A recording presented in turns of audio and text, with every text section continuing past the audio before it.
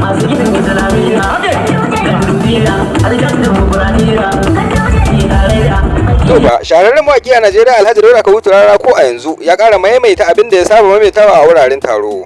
Rararan ya ƙara rera sabuwar waƙar da yawa shugaban ƙasar Najeriya Bola Ahmed Tinubu a Shiwaju mai ɗauki da yaren Yarbanci. Ya kuma rera sabuwar waƙar da yawa shugaban jam'iyyar A.P.C na ƙasa Abdullahi Umar Ganduje, wanda dukkaninsu sun nuna farin cikinsu da fara'arsu kana da nishaɗantuwa a lokacin da yake rera waƙar. Amma fa muna ɗauke da cikakken bayani dangane da abubuwan da suka faru a wurin babban taron da ya gudana a fadar shugaban ƙasa a yau, inda Rararan ya sheke ayarsa. To jama'a barkanku da yau, barkanku da sake kasancewa da mu a cikin sabon shirin mu. Idan yau ne ka fara zuwa wannan tashar tamu, tukar ka manta ka daure karin na subscribe sannan kai like don ci gaba da samun shirye-shiryen mu cikin lokaci. Ga dai labarun ɗaya bayan ɗaya.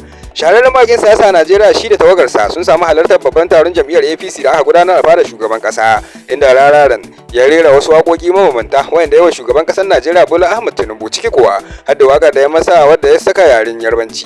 Ga yadda shugaban ƙasar Najeriya nuna farin cikinsa ya kuma tabbatar da cewa ya nishaɗantu sakamakon sauraron wannan waƙa ta Dauda Kahutu Rarara. Sanin kowa ne kalaman Rarara a wurin yabon shugaban ƙasa Bola Ahmed Tinubu sukan burge shi har ma ya bayyana. To fa ko a yau Dauda Kahutu Rarara ya burge shugaban jam'iyyar A.P.C Abdullahi Umar Ganduje ta hanyar rera masa sabuwar waka wadda ta kai tasa Abdullahi Umar Ganduje ya rawa da kansa ya kuma nuna farin ciki da nishadi.